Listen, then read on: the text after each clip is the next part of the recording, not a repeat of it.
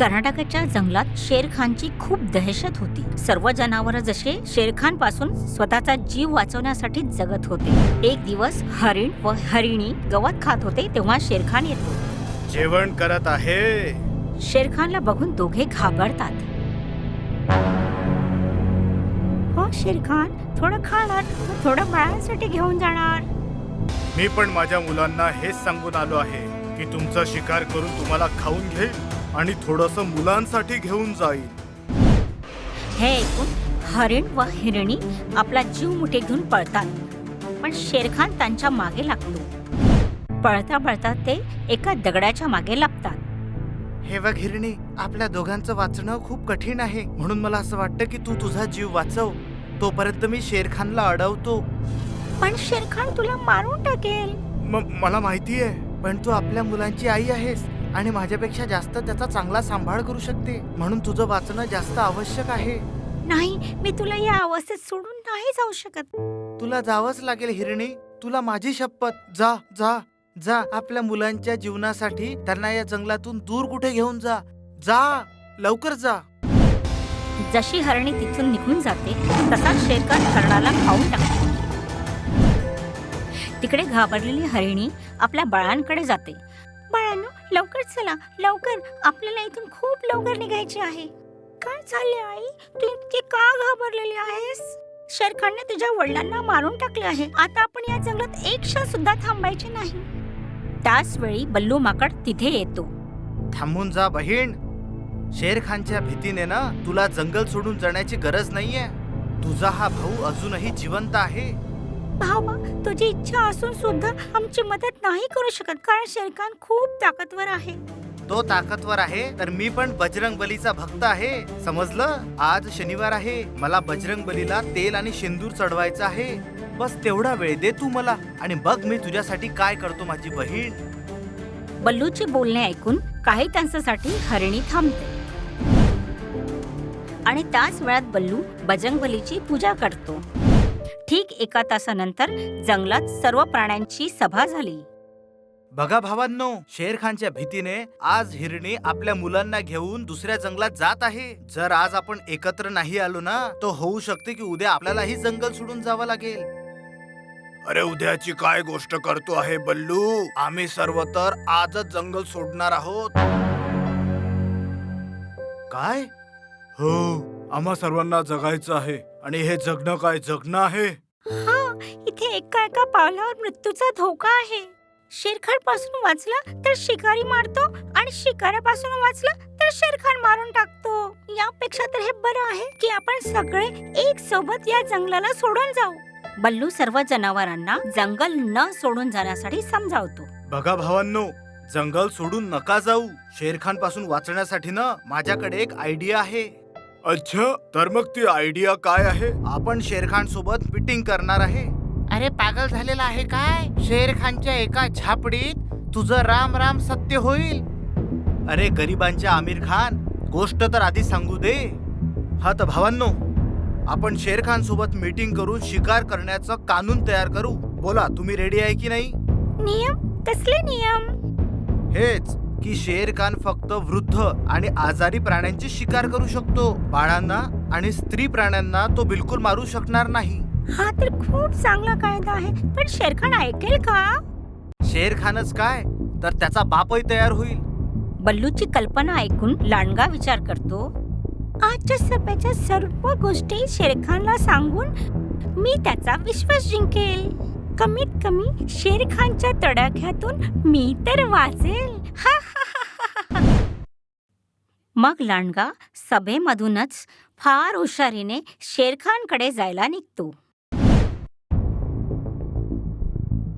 महाराजांचा विजय असो. मृत्यूचं दुसरं नाव शेरखान आहे. काय तुला मृत्यूची भीती वाटत नाही?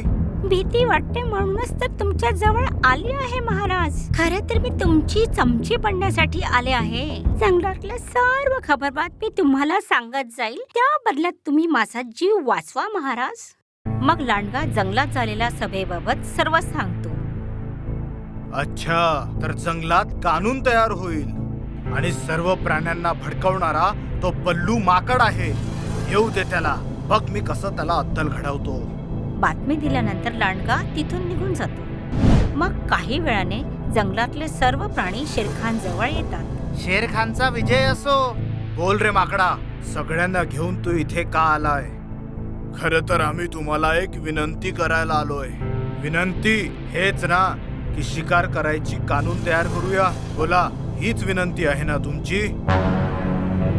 थोड्या वेळापूर्वी झालेल्या सभेची बातमी शेरखानला कशी कळली हे बघून सर्व प्राणी अवाक होतात. का लागला की मीटिंग मध्ये झालेल्या सर्व गोष्टी मला कशा काय कळल्या? मुलांना आणि स्त्रियांना मारायचं नाही असा कानून बनवत होते ना. मला याच्यात काहीच रस नाहीये. मी सर्वांना मारेल. हे ऐकून बल्लू सर्व जनावरांना बघतो, पण त्याला लांडगा कुठेही दिसत नाही. कोल्हा दिसत नाहीये याचा अर्थ शेरखानला कोल्ह्यानेच सगळं काही सांगितलं असेल. काही गोष्ट नाही कोल्हा, आता बघ मी तुला कसा फसवतो ते. महाराज, तुमच्यापर्यंत जे गोष्ट पोहोचवली ना ती अर्धवट आहे. म्हणजे काय? तुम्ही बुद्धिमान आहे तर मी पण मूर्ख नाहीये महाराज. मला माहिती आहे की तुम्हाला मीटिंगची सर्व गोष्ट, सर्व खबर त्या कोल्ह्याने सांगितलीये. पण कोल्ह्याने तुम्हाला ही गोष्ट नसेल सांगितली की या कानूनला बनवण्यासाठी तिनेच आम्हाला म्हटलं होतं. तिने म्हटलं होतं म्हणजे काय? म्हणजे हे महाराज की जर कानून तयार झालं तर तुमची पहिली शिकार कोल्ह्याचे म्हातारे आजोबा झाले असते. आपल्या आजोबांना वाचवण्यासाठी कोल्ह्याने आपल्यासोबत डबल गेम केला आहे. लक्षात घ्या, कानून तयार झालं पाहिजे म्हणून ती आमच्या सोबत होती आणि कानून तयार होऊ नये म्हणून मी तुमच्या सोबत आली. अच्छा, म्हणजे कोल्हा माझ्या खांद्यावर बंदूक ठेवून चालवणार होता. आता सर्वात पहिले मी कोल्ह्यालाच मारेल. महाराज, कोल्ह्याला माफ करून टाका. तसं पण शिकारीचा कानून तयार झाल्यावर तुम्हाला कोल्ह्याच्या आजोबांनाच मारायचं आहे. अरे तुम्ही मला काय मूर्ख समजता काय? म्हाताऱ्या आणि आजारी प्राण्यांना खाऊ घालून मला मारण्याचा विचार आहे काय? अरे चुलीत जा तुम्ही आणि तुमचा तो कानून. माझं डोकं खराब होण्याआधी तुम्ही इथून निघून जा, नाहीतर इथेच तुम्हा सर्वांना मी मारून टाकेन. सर्व प्राणी शेरखानला घाबरून तिथून निघून जातात. दुसऱ्या दिवशी शेरखान लांडग्याला मारायला जातो. शेरखानला बघून लांडगा म्हणतो, महाराज, तुम्ही स्वतःच तिथे आलात. तुम्ही मला बोलवलं असतं. शिकार करण्यासाठी स्वतःलाच यावं लागतं कोल्हा राणी. हे ऐकून लांडगा घाबरतो. महाराज, मी तर तुमची दासी आहे. तुम्ही मला मारणार? हो, कारण तू मला मूर्ख बनवलं आहेस. हे काय सांगता महाराज? मी तुम्हाला मूर्ख बनवले? हो, कानून तयार झाल्यानंतर तुझा आजोबा माझी पहिली शिकार होणार होता. तू आपल्या आजोबाला वाचवण्यासाठी माझ्याशी खोटं बोलली. आता तू नाही वाचणार. तुम्ही माझे ऐकून तर घ्या. नाही, मी तुझं काहीच ऐकणार नाही. शेरखान रागावून लांडग्याला मारायला पुढे सरसावतो. महाराज, माझं ऐकून तर घ्या. नाही. महाराज, मला काही सांगायचे आहे. नाही, आज तुला कोणीही वाचवू शकत नाही. आणि क्षणभरातच शेरखान लांडग्याला मारून टाकतो. मरताना लांडगा शेरखानला म्हणतो, महाराज, मला आजोबा तर नाही, मग मी कुणाला वाचवण्यासाठी खोटे बोलेन? इतके बोलून झाल्यावर लांडगा मरून जातो आणि शेरखान रागाने लाल लाल होतो. मला मूर्ख बनवणाऱ्या माकडा, आता माझी पुढची शिकार तू असशील. तिकडे भल्लू माकड सर्व प्राण्यांसोबत बसलेला असतो. तेव्हा तिथे शेरखान येतो. त्याला बघून सर्व घाबरतात. तुम्हा सर्वांना वाटतं की जंगलात शिकार करण्याचा कानून तयार व्हावा.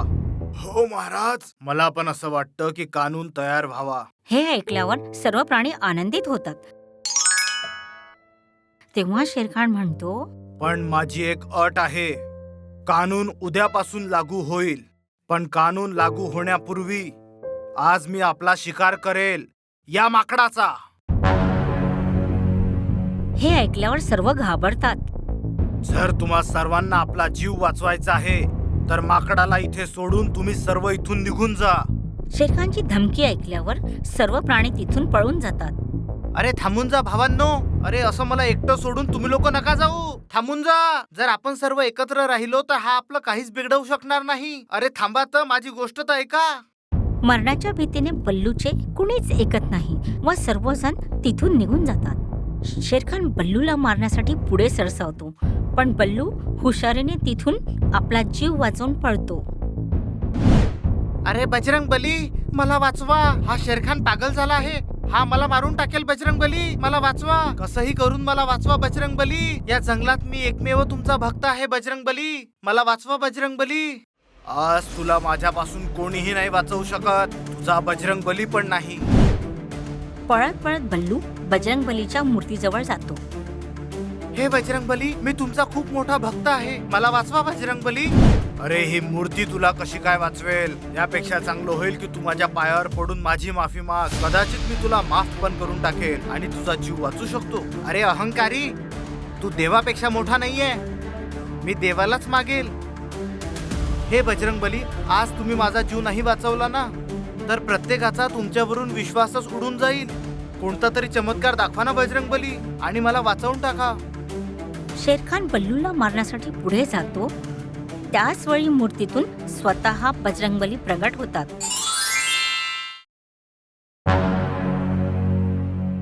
बल्लू, काळजी करू नको, मी आलोय.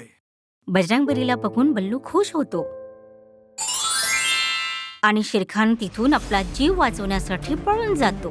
माझ्यापासून वाचून कुठे जाशील शेरखान?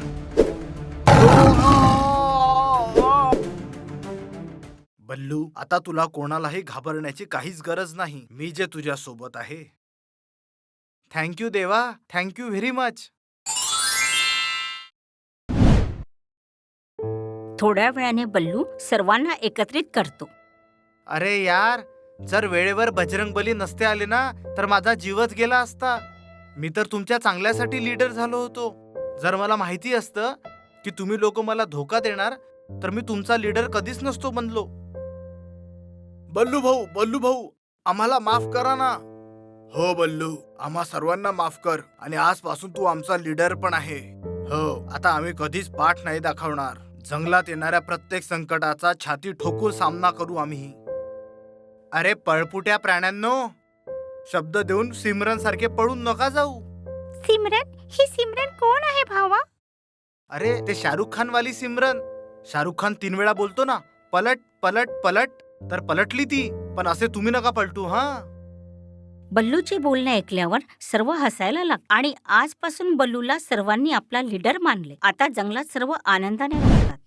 जर तुम्हाला आमचा हा व्हिडिओ आवडला असेल तर प्लीज आमच्या चॅनलला सबस्क्राईब करा आणि हो, व्हिडिओला लाईक आणि शेअर करायला विसरू नका. धन्यवाद.